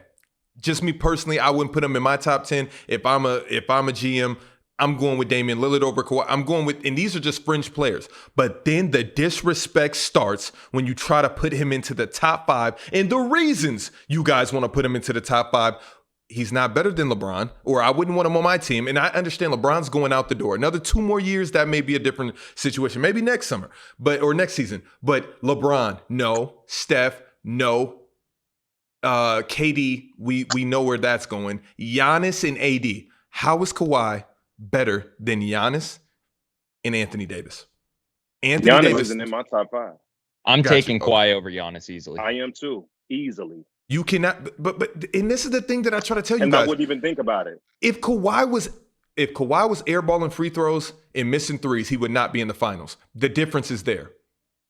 The difference is there. Act like, and if he didn't get hurt, I'm sorry. Can we please not act like if Kawhi Leonard didn't get hurt, they wouldn't be representing the Western Conference. They're in the finals. In the finals right now. Champs. No might. Okay. No might. It's pretty much going to be just as ugly as we're seeing right now. Shaq looking tight over there. Because it's like if Anthony Davis didn't get injured, are they? So it's we can do tip for tap for this all. We could, because we've seen Clippers crumble before they even got to LA last season, and we can't. And there was no excuse for that, Kawhi. There was no excuse in the bubble why that didn't happen. If there was, just get together. Wait a minute. Okay. All right. Okay. All right. Okay. 7. Okay. All right. Kawhi averaged 28 and 7. It was Paul George that shrunk. That way off P. That's who it was. It was way off P and pandemic P. Right. Remember, nobody mentioned Kawhi. Kawhi only took a hit because he was on that team, but he balled out. Okay. This year he averaged 30 and 7 in the playoff run. You know what I'm saying? It still wasn't better than Giannis's numbers. It still wasn't better than Giannis's numbers. Giannis is 30 and 14. He averaged more rebounds. Okay, I can give you that. It's overwhelming. Right. It's over. He only had 2 games where he didn't have double digits. Let me give you an example of what I mean. Right? We've seen Kawhi Leonard in an elimination game go crazy. Right? Giannis Antetokounmpo. Did y'all know Giannis scored like 11 points in the 4th quarter in game 2? Did y'all know that? Okay. What? Nobody felt those buckets. I looked at the stat sheet like, damn, Giannis had 11 in the 4th. I didn't even realize. It's a quiet 11. You don't feel them. They don't lead a defense walking with their head down. Damn, did he just make that? It's not demoralizing. Kind of like Chris Webber's 20 and 10 in the Western Conference Finals in 02 for me. It was a meaningless 20 and 10. What I'm saying. And that is why people say what they say about Chris Middleton when he goes off for 38 like he did, what was that, game 4, game 5? Mm-hmm. Because, oh my God, Chris Middleton just hit another 3. Oh, did he just hit another, in his face? Giannis do it. It's expected. It's not even about it being expected. It just doesn't demoralize you. The way Kobe scored the ball, but that's not on Giannis though. Put up that 38. Go watch them clips down the stretch in that 4th quarter. That's not on Giannis. It demoralized you. That's not on Giannis. That's on Middleton, if anything. If my two-man cannot consistently, if my two-man cannot consistently give me what other two men, like you said, in championship runs, give me, then what are we talking about? Now, if a Klay was playing with Giannis, I bet you'll feel all them corner threes from Klay when y'all dumped down on Giannis and he got to kick it out to somebody. But if I'm kicking it out to Middleton and some nights you there and some nights you not, PJ Tucker, some nights you there, some nights what can I really do? How effective can I really be? The Klay situation is completely different, and the Klay situation is completely different because the defense is different when they playing against the Golden State Warriors. 1,000%. As opposed to the defense that you playing against when you That's play against why Giannis would be a perfect fit in Golden State, boy. I think I'm playing. Because they move him to the box. Because they would move him right to the box. Imagine that. I feel like it's more supporting cast than it is Giannis in all these situations. But Giannis just scores a lot of quiet buckets, though. They're not impactful. No, I feel you on that. And you're 100% right. And I never even looked at it that way. And I'm trying to think, and I'm like, Giannis, even in the overtime against the Nets, I'm like, I can't give you too much credit for what was going on to turn around. Versus how KD did it. When KD put up that 50, you felt every one of them buckets. Yeah. Oh my God. Like, you was at the edge of your seat. You're not doing that for Giannis. How many superstars in the NBA can you say that you can't go to down the stretch? None. Zero. If you're a superstar in the meat and potatoes of the game, if we can't go to you, you're not a superstar. So is Giannis only a like superstar? 10 of them. See, it's tough for guys like Giannis, man. Because I'm not going to him down the stretch. Well, then is Paul George a superstar? Westbrook's for sure a superstar. You can't. Can you go to Westbrook down the stretch in the game? I'm for sure going to him over Giannis. I would agree with that, but I mean, to me, that's a touchy subject because I believe Giannis is a superstar. We can't disrespect him in that. I do too. Because the numbers do indicate, and he's got his team in the NBA Finals. He is a superstar, but 100%. I just feel like because of his ability, he sometimes gets outside of himself. You know what I'm saying? And he wants to do more than what he should do. And it's partially the coach's fault because they want to run everything through your best player like you should. It's the Luka Doncic effect. I'm telling you, no superstar ever be able to play with Luka. That's why I don't see Luka unless he changes his mentality. Look at JD's face. You fighting that? Look at JD's face. That's his boy. Ball dominant. Listen, that ain't no nonsense. What he talking about? Luka, listen. Ridiculously ball dominant. Yes, and it's like what they say about Westbrook or Giannis. Okay, put Giannis in his best situation. What's the most ideal situation you can put Westbrook in or Giannis in to where the paint isn't clogged, everybody's shooters? Is it enough to win a championship in today's game? Absolutely not. Same thing with Luka Doncic. What's the ideal situation for Luka? Put him around shooters, let him dominate the ball, kind of like you would Russell Westbrook. Only he's a slightly better shooter than Russell Westbrook, simply because he takes tougher shots. But we won't get into that. But I just think that's why Luka, unless he changes his mentality, he'll never be a champion because he can't. Hero ball it's not going to work. Kobe said it best. Hero ball is not going to work in this game we love, the game we call basketball. It's not going to work. So unless Luka Doncic decides to allow somebody else to get some touches, and they implement, that's why Carlisle walked out. You think Carlisle can't coach him? Carlisle said, "I'm done, bro." Carlisle been with how long? Carlisle been with 12 years, and he walked 13. out.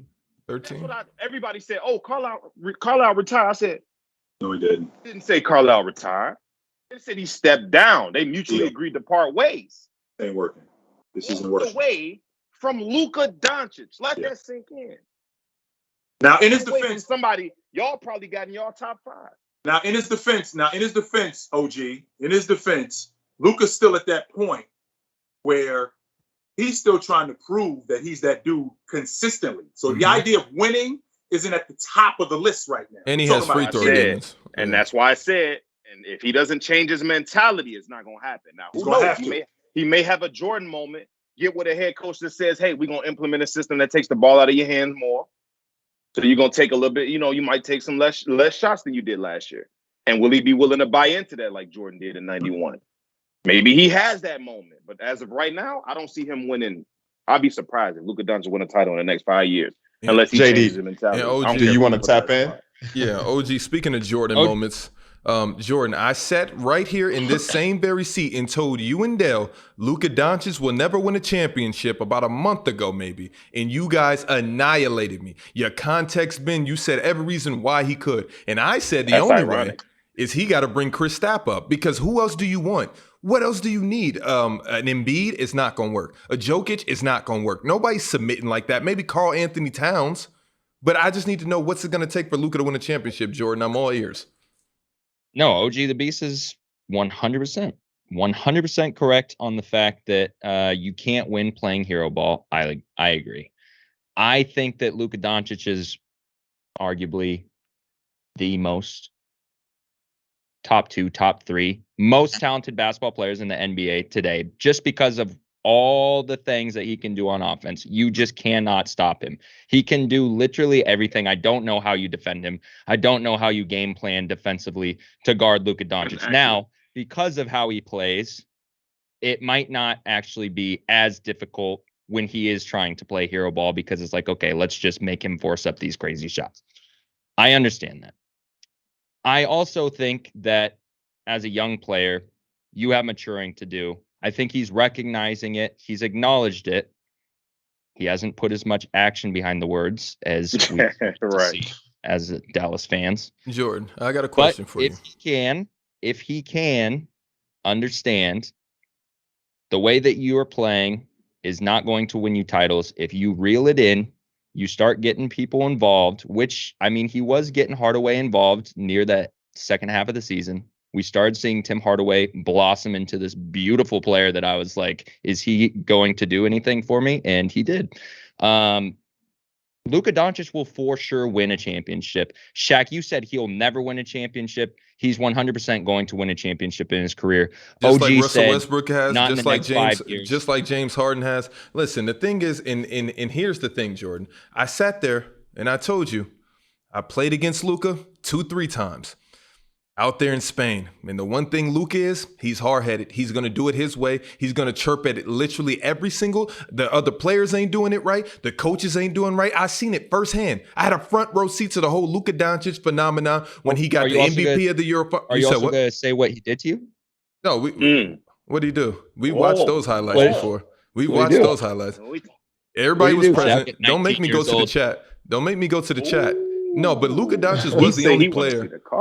No, Luka Doncic was the only player where I walked away and was like, he's about to be the real deal in the NBA. But I didn't know that he was going to come over here and be a James Harden or a Russell Westbrook. I don't think it works. I don't think it ever works. Who does he play with? When does his mentality change? When it's too late? That's he can't shoot that great. He has that Jordan moment. Right. I hope he has that Jordan moment where he realizes, hey, maybe I need to listen to somebody that knows more than me. I just think Rick Carlisle stepped down. Like, I am wondering. I wonder, because I know he has a ton of admiration and respect for Dirk. I wonder if Dirk's in his ear. I have to wonder, because now he's getting more involved with Dallas. But even before they formally announced, that he was going to have any involvement in the management side. But I just wonder, like, what is he saying to him? Because he's got to be mentoring him to some degree. There's no way he's not saying anything. This is what I think. I think somebody told Carlisle, look at the situation. You are going to catch all the blame. Luka Doncic's lack of success. It's going to be on you. Is he overrated? Look what he did with Dirk. Now he can't transform that into Luka, who arguably may be a better player than Dirk. What's the problem? Oh, we blame Carlisle. It's the system. Get the hell out of there while you can, because Luka Doncic is going to be a future coach killer. If you do understand that Luka Doncic, his second option is 20-8, and he complaining. I just want to put that on your mind. His second option is 20-8. And now imagine if they use KP the way he want to be used. What you think his potential is? So people kill KP for. So basically, what KP is saying is that I'm nicer than what you're giving me credit for. Involve me more. That's basically what he's saying. That's tough. I wish Dale was here so much. Like, this show would have been like crazy. It's crazy already. We gonna run it back. Wait, Jay, before you transition us out of here, we just gonna skip over Scotty. No, hey, so yeah. So Uncle Chill. I got the same. I got the Scotty same. Kawhi, I got the same gripe. Are they comparable at all? They are comparable. Absolutely, they are comparable. They're comparable because of their length. They're comparable because what player they are on the team. Just so you know, Kawhi Leonard, they didn't build those units around him. Kawhi Leonard is and I hate to say this when other people hear it, it's Kawhi Leonard is the A1 steak sauce on that porterhouse. Mm-hmm. It don't work without him. Before he shows up, we already got the meal together. But once we get him, he's the seasoning. He's the A1 steak sauce. Without him, the meal doesn't work. Scotty, on the other hand, is a little bit different because Scotty was built in with the meal. We got cooking right from the beginning with Scotty. Leonard comes in late. I think Scotty's a better overall player than Kawhi Leonard. I think Kawhi Leonard is a better scorer. I think Scotty is a better all-around player than Kawhi Leonard, in my opinion. It's tough. OG. It is tough. That is very tough. And when I saw that on a little document you sent me, and I said, this one is tough right here. Because it's like, when you comparing, okay, my issue with Kawhi coming into, you know, before he had his ascension into, in my opinion, a top 5 player in his league. I know you don't like to hear that, but that's just what it is. Before he hit that ascension, though, my problem was, you watch the video, his assists. Magic number, 2 assists. That's what he loved to put up, 2 assists. It seemed like Kawhi just wanted to shoot the ball every time he touched it. But Pippen, on the other hand, who I think is a better defender than Kawhi Leonard, he's a better passer than Kawhi Leonard. 1,000%. He was asked to do more than Kawhi Leonard has ever been asked to do outside of the Toronto team on his Bulls team. Because believe it or not, a lot of people like the Jordan. But Pippen was a huge staple defensively and his timely buckets offensively for us. It may not show because he only averaged anywhere from 18 to 22 points throughout his entire career. But when you got a guy that's averaging 30 in that era, that 18 to 22 means a lot. Now, it may not mean as much in this era because it's so much easier to score. Or it could be easier to score, or we just got more talented players in today's game. Whichever one you want to, I don't care which way you want to go with it. But as far as just that notion alone, they are comparable to a certain extent. But it's some things Kawhi can do that Scotty can't do, and of course, vice versa. So that's why it's tough for me. Mm-hmm. So how long is the air? Pick one, OG. Cut the nonsense. Who you got? Man, that's so tough. Kawhi, like you said, Kawhi is a better scorer, but I think Scotty is a better defender. But Kawhi is no slouch defensively either. And I think the scoring discrepancy of Scotty versus Kawhi would be the reason why I would probably choose Kawhi Leonard over Scottie Pippen if I had to choose one. If you're going for the guy on the team, I'm taking Kawhi. But if I'm implementing someone into a system, I'm taking Scottie Pippen. You could slice it like that too. Yeah. That's so how long is an era? Can I know how long an era is in the NBA? Is it 5 years? Is it 10 years? Is it 12 years? Era? Yeah. It's usually a decade. A decade. So Kawhi from 2010 to 2020, he's probably the 5th best decade. In the era? Yeah, in that era. 5th best? Sit down and think from 2010. Was he better than Bryant? No. Was he better than Carmelo? Yes. Was he better than KD? I'll take that. Was he better than James? Was he better than Anthony Davis? Was he better than Paul George? Yes. Was he better than Steph Curry? No.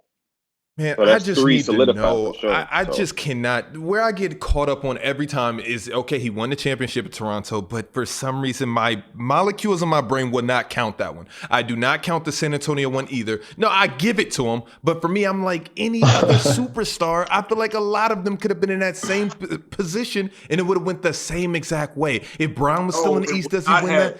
I think so. Paul George on so you putting Paul George in Toronto when they win the NBA championship? Not Paul. I'm not doing Paul. Okay. Are you putting Anthony Davis in Toronto when they win the NBA championship? Yes, Please I'm putting AD to the bystander effect, man. I'm putting AD, man. Please don't. Let's make sure that we're clear. That Toronto team before Leonard got on it, they was number 1 in the Eastern Conference, 59 wins. Leonard comes back to that team. If he comes back to that team after they win the NBA championship, at minimum, they walk back to the finals. Because number one, the boogeyman in the Eastern Conference is gone. Gone. He's and that's gone. why DeMar was so mad. Because he felt like he could have did what Kawhi did, which I disagree with. Exactly. Because Right. let's be clear about one thing with DeMar DeRozan, who I love. He serves everybody. As soon as he sees the boogeyman, he's shook. He wants nothing to do with him. Nothing. He ain't the only one. And he's not the only one. So now the boogeyman is gone, which means that the door to the NBA championship just flew wide open in the Eastern Conference. Conveniently, but you can't just put anybody on that unit. Conveniently, and that's the thing about Kawhi always manipulating where he's going, how he's going to do it. He knew that was the fast track to the finals, and all he had to do was lose to Golden State, which was going to happen. But like you said, OG, because you made a great take on that, but I just can't do it with Kawhi the same way I can't put Scottie in the top 10 back then. Like, do you understand? Hold on, wait. Unc, hear me out. Do you understand? Like, I love Scottie, I love Kawhi, I love the players that they are, I really do. But Unc, I got something for you. If the Hall of Fame only inducted 5 or 6 players from every era, Scottie wouldn't be anywhere to be found from that era. We're not talking about Hall of Famers. We're just talking about top 10 players. We're talking about Okay, so is Scottie better than Michael Jordan? Yeah, I know he just said that. I'm not letting him off the hook. Was Scottie better than Michael Jordan? No. Was he better than Patrick Ewing? Yes. OG? Career? Yeah. David Robinson? No, he's not better than David Robinson. Nope. Karl Malone and Charles Barkley? He wasn't better than Barkley. So that's 5 right there. Now, you guys have to toss up. We're not talking about Isaiah Thomas, Dominique Wilkins, John Stockton, Clyde Drake, Hakeem Olajuwon. We're not talking about these guys.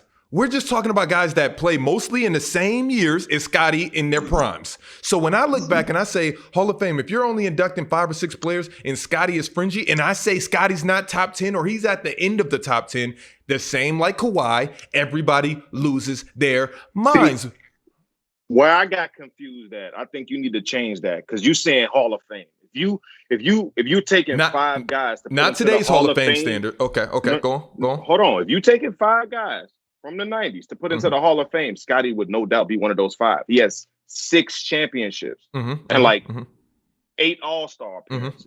That's enough to warrant you a Hall of Fame in a row. By the way, don't leave out in a row. In a row. That's what I'm saying. So now, if you want to say best players, pick out the 5 best players from the 90s and put them in the Hall, regardless of what they did in their careers. No, Scottie is not making that cut. Because like you say, he's not a better basketball player than the Dream. He's not a better basketball player than Shaq. He's not a better basketball player than David Robinson, Michael Jordan. He's not a better basketball player than Isaiah Thomas. No. So if you talking skill, but when you say Hall of Fame, now we're talking about accolades. And the man's a 6-time champion in the 90s. You can combine maybe 4 of those guys that I named, and they ain't getting, and they don't equal 6. And we talking impact too. Don't leave out impact. How big a deal that is too. That's what I'm saying. So you have to keep that into consideration. You know what I'm saying? So now 5 best players in the 90s. I feel like they're both the most overrated in both of their decades. That's just me. Scottie and not. But that's fair. We can leave it at that. I'm cool with that. Thank you, OgDaBeast, for the thumbnail. That reaction was incredible. No problem. You said you said overrated. Who's overrated? You said Scottie and who? Kawhi's overrated. And Kawhi? Okay. I mean, man, I'm telling you. Scottie's 6 chips is hard to right now. I think he was 3 years ago. I think he's won 2 championships, 1 true championship, and we treat him like he's, I don't know. I mean, comparing regardless LeBron of what you say, to KD to Steph, it's kind of wild. But you don't you don't even need to give, even if he had 0 championships, he's still one of the best players in the NBA. I mean, if he had 0 championships, I'm taking Jason Tatum over him.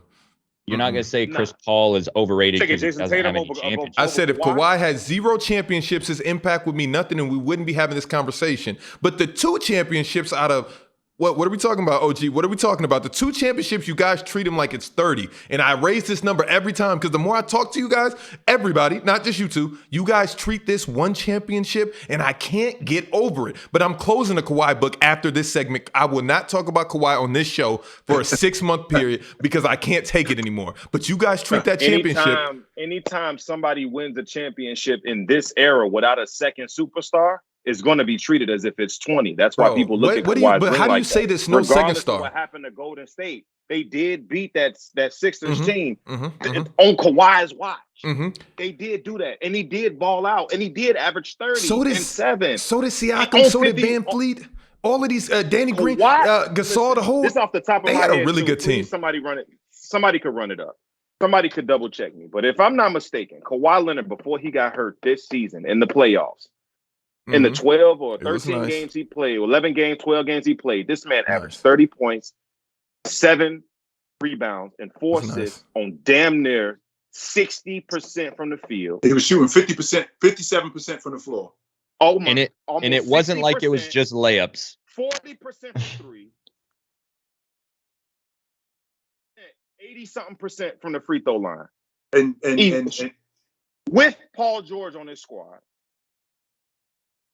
Leonard is somebody we have to stop bashing because of what you believe in your heart to be, but you don't count. News flash, Shaq. Cares what you believe, whether it counts or not. Well, that's not a fair ring because Golden State got hurt. Like Chill said, we seen what happened. In retrospect, we can look back. Well, they returned the favor. Like, if you believe Kawhi's championship is a candy wrapper championship, that's false. Anybody that wins a championship, look at how they glorify Dirks. Whoa. That wins a championship within the past 20 seasons without a second superstar in this era, don't feel like more than what it was. Look at Kobe's. Yeah, Powell was giving you 19 and 11, but that's it. He wasn't no Kyrie giving you 26 and 5. He was all NBA though. He was all NBA. So he was, but he not. Let's be real talk. Powell was nice, but Kyrie second out. The last thing I'm gonna say about this. D Wade. Yeah, I'm sorry. Go ahead. The last thing that I'm gonna say about this is they made 2 changes with that Toronto team. This is the same Toronto team that got swept the year before by Cleveland. They didn't lose in the playoffs. They got swept out the playoffs. They made 2 changes. Pascal, DeRozan out. DeRozan out. Leonard in. Valanciunas out. Gasol out. I'm sorry. Valanciunas out. Gasol in. Yes. They won the NBA championship. So basically, they had the same unit come back, and they won the NBA championship. So it wasn't like they completely flipped the roster. It's not a candy wrapper title, man. Kawhi balled out all He playoffs. He didn't have no Chris Middleton moments and just fell in. He didn't fall into no championship, man. He went out and got it. I honestly think Shaq just doesn't like people's personalities. No. And that's what he bases everything on. You want to clown him for that? I used to love Kawhi. Him being weird, I get that. No, it has nothing to do with it. That has nothing to do with it. I just, like, you guys make great points, and thank you for coming on the show and ironing it out, because I do look at it with a different lens, but at the same time, you gotta let those feelings go, dog. Yeah, is that what it is? Is it called Thomas Emotional? You gotta let. So emotional. You gotta get off it, fam. Let it you go. Gotta let this feeling I'm gonna let it go. I'm gonna let it out, man. That's why we here for you. We here for you, fam. We here to get you off that. I'm gonna let it walk go. Walk him off that ledge, That's please. what we trying to do. That's me. Who's the last perimeter player to almost shoot 60% from the field, bro? In a playoff run, a whole playoff, a perimeter player. You can't even name me one off the top of your head. Guess what? I can. Kawhi. That's it. Yeah. It's shooting over 50 with the same unit, and they won the NBA championship. Now, this is off the top of my head. I believe he shot like 57%. That's godly. Freeze. Stop it. I don't even think Curry ever did that. Yeah, the most impressive thing for me, because I paid close attention to the Mavericks series, obviously. And the most impressive thing for me was he was going into the lane drawing two defenders and pulling up in their face with ease and just dropping it in. I'm like, this is ridiculous. Why is it How do you stop him? You need to go to your local grocery store, Mm-hmm. grab a bouquet of flowers, and mail it to him. Mm-hmm. He needs an You apology. personally, Shaq, you need to do that. You need to get his man his flowers. Get that hate out your heart, the feelings, whatever you feel about it. and we here for it. Shaq, that's what we here for. We here for you, fam. Send that man his flowers, man. It's a therapy session for Shaq. Yeah, That's what it it's feels for like. sure. You're going to leave here today. You're going to feel differently about Kawhi. Come on, breathe in. Hey, we're going to church Out today. out. It's Sunday. Yeah. Now, I do feel differently. because he needs to be talked about more on your platform. I do feel different. Y'all gonna go places. Y'all gonna go places. Don't cancel Kawhi. He's one of the best players in the league, and he needs to be discussed. Mm-hmm. He will not be canceled on Just so you know, for this do subject right here, this subject right here, it's not gonna take a lot for me. I'm straight. Y'all not gonna have to get. For me, it's not gonna be a lot. So Yeah. Okay. All right. Do y'all want to keep it pushing to the team of the century? Y'all check that. Y'all check that out on the docket. Mm-hmm. Mm-hmm. Mm-hmm. Team of the century. What's that? So I ain't can we see that. pull that up, Shaq, or no? Oh, I can't pull it up. It was on the doc though. The pay for the five. You got the $15 and you play, and you pay. Unc, did you see it? Because now that I did. I'm looking at it hold right on, now. let me As a matter of fact. I'm If using. you were gonna build Okay, your so- team, I got you. So the team of the century and OG, you can just tap in if you want to. So for $5, it was Steph, Kobe, Bron, Tim Duncan, Shaq. So this is going from point guards to centers. For $4, $15 to spend. it was Okay. yeah. So it's like One the of those. $15. Yeah. But I mean, OG, Unc got his, I got mine. I went Steph for $5, Ray Allen for $2, Kevin Durant for $4, Anthony Davis for $2, and Yao Ming for $2. That was the only So one. what's that 5 again? Give me that 5. So that's Steph, Ray Allen, Kevin Durant, Anthony Davis, Yao Ming. Some dogs. I don't know how you beat that team. That's a nice squad. And I was Yao Ming shocked so underrated. completely, all because of injury. Yeah. Because we know where that was going. 10-time All-Star. Yeah, you know where that was played going. 10 years in the league. It's crazy. Know where At that height, that's crazy. Yeah. that was crazy. going. Unstoppable, And his mid-range, footwork was impeccable. everything. Turnaround, baseline, cash. Money to be 7'6", man. Footwork like that. I think I read this wrong. I thought that these was I only got $15 and I got to pick 5 guys. Okay, that's Right. I thought that I was picking these five teams. Okay, all right. So, Unc, we'll give you a second. But, yeah, I'll read off the rest of these names. For $1, you had Jason Kidd, Allen Iverson, Paul Pierce, Marc Gasol, and Al Horford. Al Horford. For $2, you had Westbrook, Ray Allen, Giannis, Anthony Davis, Yao Ming. For $3, you had Steve Nash, James Harden, Kawhi Leonard. I say his name, I forget. Kevin Garnett, and that looked like Marc Gasol. And then for $4, you had CP3, D Wade, Kevin Durant, Dirk Nowitzki, and Dwight Howard. And then $5, you had Steph, Kobe, Bron. Damn, Jimmy. they got the White Howard that expensive. They wildin'. Yeah. He need to be $1. Wow, I right? mean, Marc Gasol was expensive too. He was over Yao. But I guess this is like the era from the last 20 years, maybe last 15. So I mean, I'm assuming everybody in their prime. yeah. That's But, a tough one for me. Nash, Ray. That's $5, Unc. James. $10. You only got $5 more. Gasol, and Yao. You got $1 left over. Both of them? You got Oh, $2 yeah, left over. And I had some change too. So. You throw someone on the bench there. That's tough. That's tough. That's So tough. one of my friends sent me this and asked me to build this. I built one team, and then after I'm actually like sitting down and really thinking about this, I'm changing it up today. So he's going to call me out for this. But you know what? It is what it is. I'm going with LeBron, I'm going with KD. That's 9. I'm going with Ray Allen to stretch the floor. That's 11. I'm going with Anthony Davis. And I'm going with Yao Ming.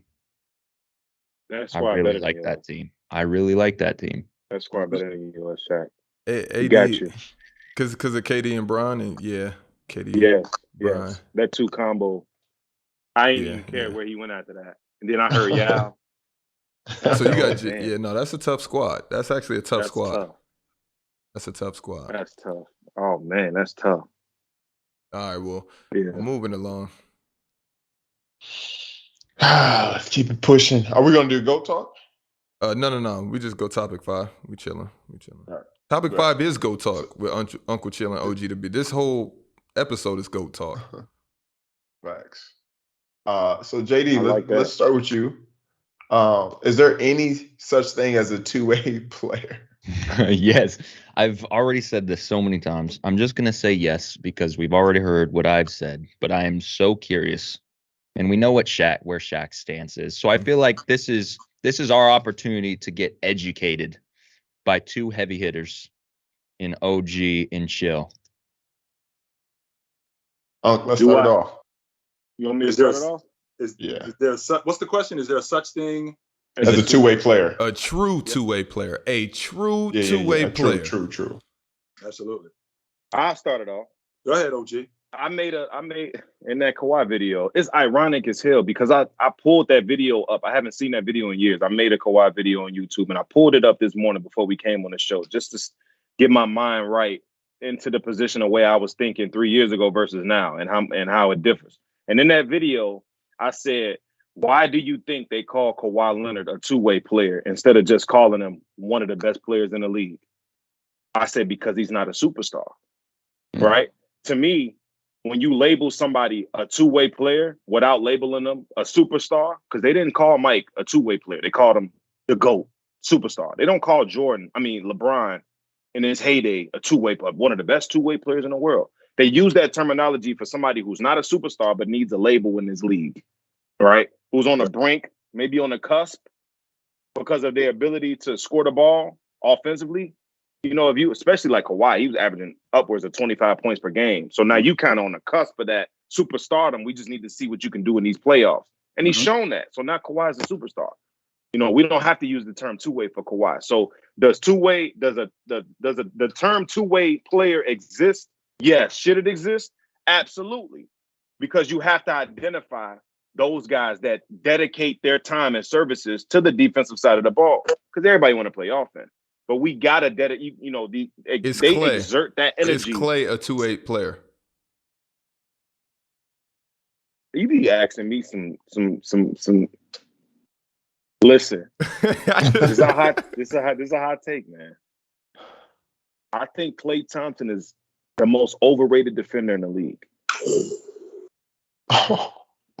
Just listen.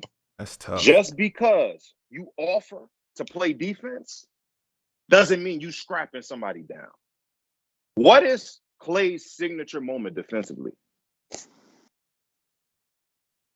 I'm waiting. Anybody got one? I don't have a signature moment with Klay even defensively. Patrick Beverly clamped up Lonzo 94 feet. We seen what Drew just did to Chris Paul. I wouldn't call it a signature moment, but we see this display. You know, he dropped 30 and 8 and he dropped 23 and 7 or whatever it was, which is, whatever. Apples and oranges, but whatever. We've seen Kawhi Leonard's signature moment against LeBron or, whatever the case may be. Iguodala even has a signature moment. But what is Klay Thompson's signature moment defensively where people say he's one of the best two-way players in the league? Harden giving him 50. Just because you offer to guard somebody don't mean you can actually do it. Well, I think also that we leaving out is just because you're a two-way player don't mean you're an elite defender. You do play. But people paint the picture for Klay to be elite, though. No, that's he's not true. Elite. No, he's not. They elite. do say he is. They do. Yes, they No. paint that picture for. That's why I think he's the most overrated defender in the league. He's not elite. Just because you say Steph, I guard him. He might give me 40, but I'm gonna guard him. You're not making it tough for KD. You could guard him, sure. You could take on that responsibility, but you're not strapping nobody. What is his signature moment? Yeah. That's to tough. be. Tough. I mean, if you want to like somebody that's underrated defensively, even though they defensively as a team they was terrible, is Bradley Beal. I think Bradley Beal, before he started dropping 30, was very underrated defensively. I said Bradley Beal got some defense, man. He's always around the ball. Clay never averaged 1 steal in his career, his whole career. The highest he averaged like 0.9. Even though steals are important, I think they're a little overrated because let's be clear, James Harden led the league in steals. I play 40 minutes a game. In 40 minutes, just playing in the passing lane, I can get a steal. That's number one. Well, can I see that from Clay? I mean, number two, that's defense. Number two, somebody gonna give me the ball at one point. But they changed the rule on steals too. Somebody gonna give me the ball, especially when I'm out here for 40 minutes. Somebody gonna give me the ball. I agree, because Steph led the league in steals before. He's not the greatest defender of all time. You know, Allen Iverson led the league in steals, and he's not the best defender. But I just think if you pride yourself on playing defense, you gonna find a way to be around the ball defensively. You're gonna find a way to defensively get your hands on basketballs. That's called having a nose for the basketball. That's what it's called. That's part of defense. That's what makes you elite. And as elite as they try to paint the picture for Klay Thompson to be, I just find that to be false. I watched the game. I'm not letting no media personnel steer my brain in any direction. I see Klay. You're not finna tell me he's an elite defender on the level of a Kawhi Leonard, on the level of a Drew Holiday. You're not about to tell me that, because I'm watching him get cooked by Harden. I'm watching him get cooked. I'm watching it. 50 and 14, 50 and 15 against Golden State. 50, 15 and 7 against Golden State. So, you're not. I won't fight that. So I won't. I won't fight. Nah, I won't. That's why I say when you asked me that question, that's why I pointed you like you must know something. Like, because I've said that take before. Like you must want that on record or something. Like almost like you heard me mention this and talk about it. OG. That's her hot take, man. A lot of people they give me pushback on that, but I got facts to back up my assessment. And that's just how I feel. He's overrated defensively. That's a fact. But the only thing is for me when you talk about a two-way player, I just say how in the game of basketball, my junior college coach, Sean Higgins, he was right there before, or I think it was the year after the Fab Five. He went there and I think they won a national championship. He said he told me no NBA player can ever be stopped by any individual player. Right. So in my mind, I have taken that as playing defense. And when guys say playing, do you understand Kawhi is not this defensive stopper if he doesn't have the teammates around him? Iguodala isn't this defensive stopper if he doesn't have everybody on the same scheme. And I understand it. I get it. Some players can scheme better than other players. But Kawhi, if you're shading LeBron to Timmy Duncan every single possession, or you shading him one way or another to a Ginobili or somebody in the passing lanes, it's like, so what are you truly shutting down? Who can go out there? Not getting cooked initially. Initial defense is the most important aspect of that. If you're just shading somebody to somebody else that's going to help on the weak side, that's different. 1,000%. Because if I could stand in front of you and get cooked and get this midi off, you're not about to get this midi off on Kawhi. So he's going to play great initial defense and let the help defense pick up where he, in case something like that does happen. So that's where it comes in at when you say, what is he really doing? Playing great initial defense. You know what I'm saying? So I guess, if that's the standards that we're putting people, because it's so easy, especially in 14, to go out there and say, Kawhi, give everything that you got on LeBron for the first 10 seconds of the shot clock, and we're going to do everything else. And then for you guys to stamp him as this defensive just kamikaze. And then I look, what requires you to get defensive player of the year? I haven't looked into the metrics. I haven't Googled what goes into the defensive player of the year. But with a Kawhi, I'm like, what is it? Shading players? Is it you getting your length on them? Kawhi. You still on this Kawhi? You still off it, man. Let me answer that. Listen, you and her ain't getting back together. Let's get over it's personal. My fault. It feel like it. Dang, that just. I'm starting to think that wasn't Luka insane. That was Kawhi. Yo. God, come on, man. I thought it was off. Dang, that just shot out. That's crazy. My bad. Yeah, that just went nuts. I'm off from you. Right. My fault, Kawhi. My bad, man. It's just weeks and weeks on Kawhi. My fault. Shaq, I want to poke a little hole though in the way that you talk about defense and being able to play your defensive scheme well. And wouldn't that make you a good defender to be able to run them into the defensive stoppers or your teammates to try and play better team defense? It's all, and because you're doing your job, you're helping your team play defense. I think that's good defense. Because you're not going to play one-on-one defense in team basketball. You're just not. You can't. No. You're right. And I think it's to OG's point. It's really all want, because I was the defensive guy where I had to go out there and shut down the scores. But I also got bailed out because I had a 7-footer that was extremely athletic just waiting at the hoop. So I know both sides of it. I know of how to be a scorer and how to play defense and shut a scorer down or slow them down. So it is a knack, or it is abilities to be like, okay, I'm going to stop this player from getting to where they want to be. I know that going in. I'm watching the film. I know their tendencies. And I'm like, yeah, okay. But I mean, just with rating the defensive player of the year, the first all defensive teams, I'm like, Anthony Davis, to me, he can go out there. He can guard 1 through 5. Of course, at different levels. He can block shots. He almost averaged 3 block shots. So I think his second or third year in the league. And every year after that has been 2.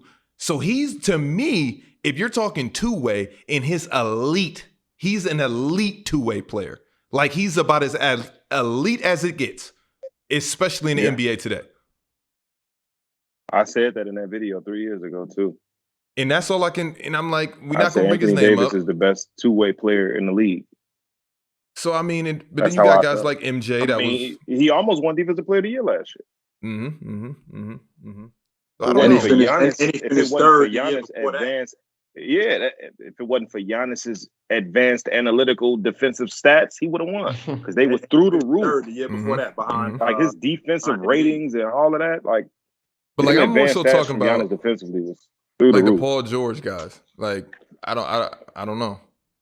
Paul George, that's a shaky one for me. I don't know. What about Paul George? Like being a two-way player, I feel like that term gets thrown out so much. More. Yeah.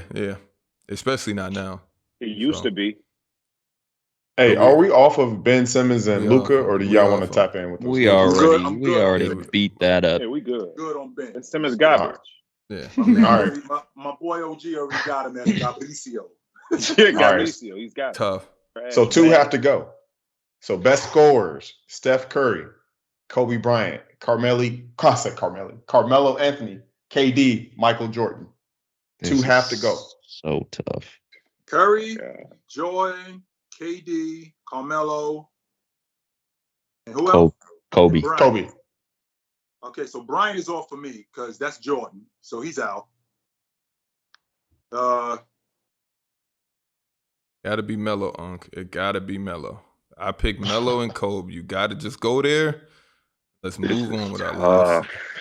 I didn't even think about it that way, and I like that you said that because that makes a lot of sense. If Kobe and MJ are up there, then Kobe's gone. I mean, they're both amazing scorers, of course. But Steph ain't coming off. KD not coming off. No.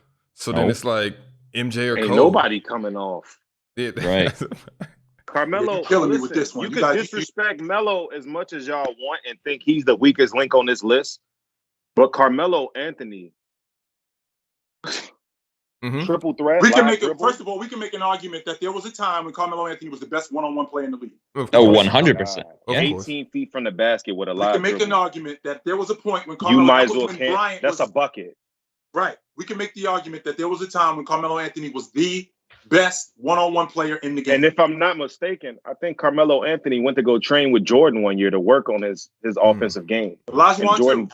And Jordan showed him the triple threat and what to do and the variations of move that you can get and create out of the triple threat. And next thing you know, you've seen that become mostly how Melo got his buckets in New York. Like you isolate. Like I'm just saying, either one of these guys, you can't disrespect them. All of these guys are great scorers, the greatest scorers of all time. I made a mistake by not putting Kobe in my top 5 scorers of all time when I made the video, and I got clowned for it. And I thought about it. I'm like, Kobe was on another level, even though he's Jordan-esque. The footwork, the impeccable footwork. I think Kobe created the reverse pivot. I've never seen nobody do a reverse pivot before Kobe. Like, when I first seen that move, I thought it was a travel, legit. I said, this dude just pivoted the opposite direction. He got somebody in the air off a pump fake. Think about it. He got some. You don't see it today. Nobody. Kobe is the only one that's mastered the reverse pivot. I don't see nobody doing it. Pull up a highlight of somebody doing a reverse pivot. This man gets people off their toes like this. And instead of going underneath to get a simple lay, Kobe will spin the whole back the other direction. Mm-hmm. To the jump shot.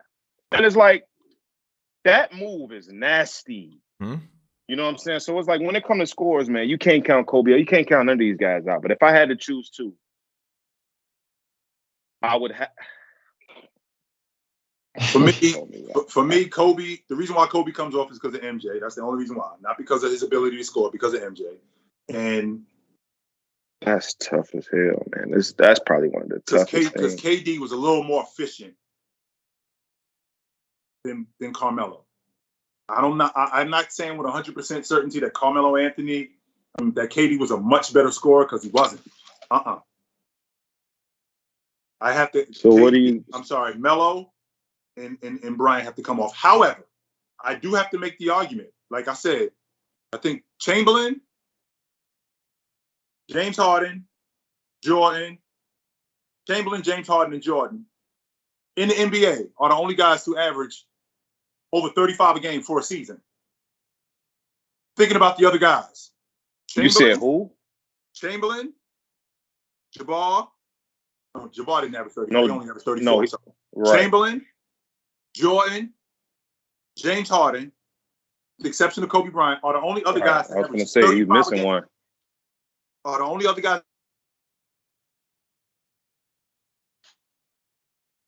You got a call, probably.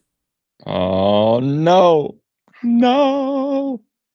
He was in the middle of some heat, too. I wanted to see where he was going with that was fire. Damn. I think I'm getting rid of Kobe and Carmelo, too, but that's tough. That's probably that probably should be everybody's options, man. Kobe and Melo is just it's hard to say that though, y'all. You know, y'all could have at least put somebody like decent on the list that was scoring. Like you ain't have to put all time greats like stuff like that. Who, like a T-Mac? What's your thoughts on T-Mac? Because somebody in the chat said that he can hang. I feel like he's the first one off that list if he's up there. Sorry. You know what? Y'all want to hear another hot take? Let's get it. I think Tracy McGrady is probably top 6 most skilled offensive players of all time, as far as what he can do at his frame, his size, his frame, offensively. It wasn't nothing Tracy McGrady couldn't do. Kobe said it best. Kobe said, Tracy could do everything I could do, except he's 6'9".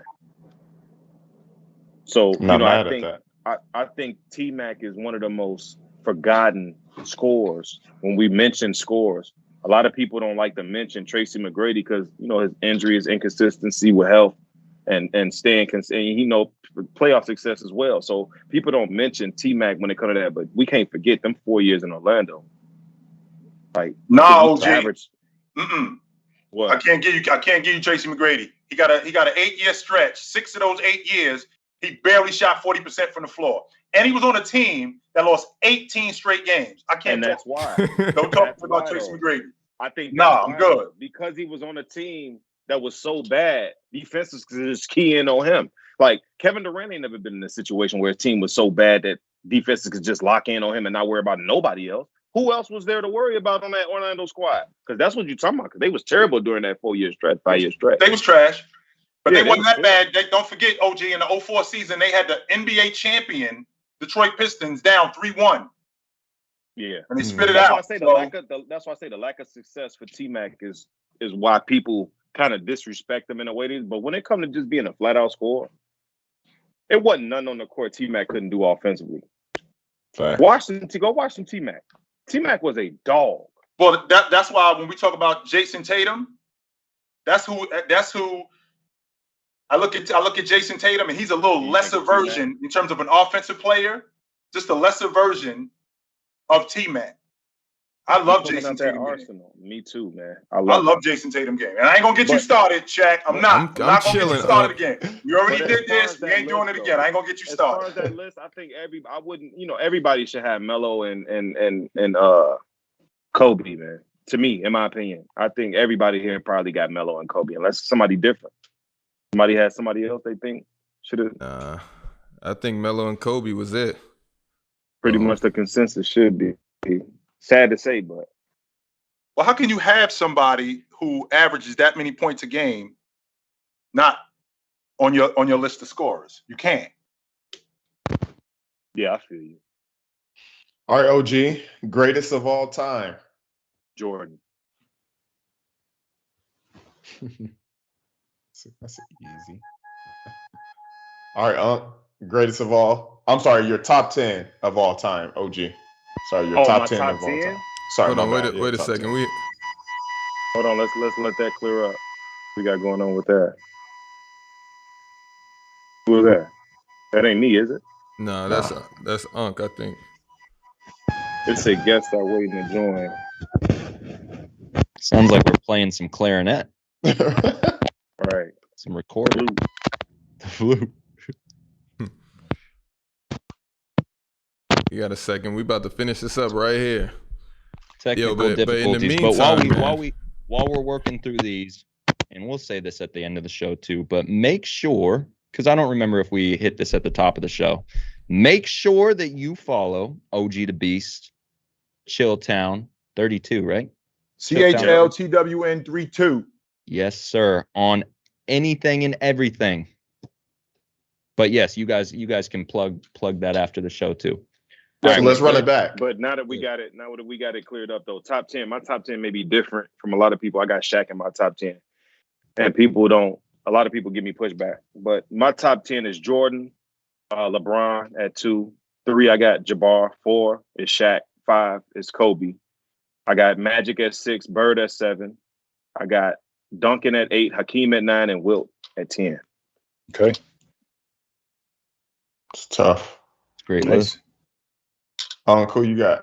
I got James, Jordan, Jabbar, Chamberlain, Russell, Magic, Bird, Duncan, Lajuan, Diesel.